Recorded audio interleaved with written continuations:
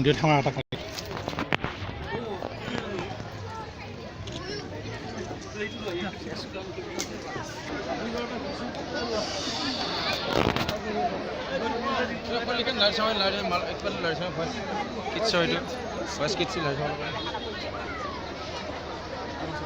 ছাত্ৰ-ছাত্ৰীসকল জয় জয়তে আপোনালোক সকলোলৈকে সদৌতি উদ্ভাই যুৱ সংঘৰ তৰফৰ পৰা আন্তৰিক অভিনন্দন জনাইছোঁ।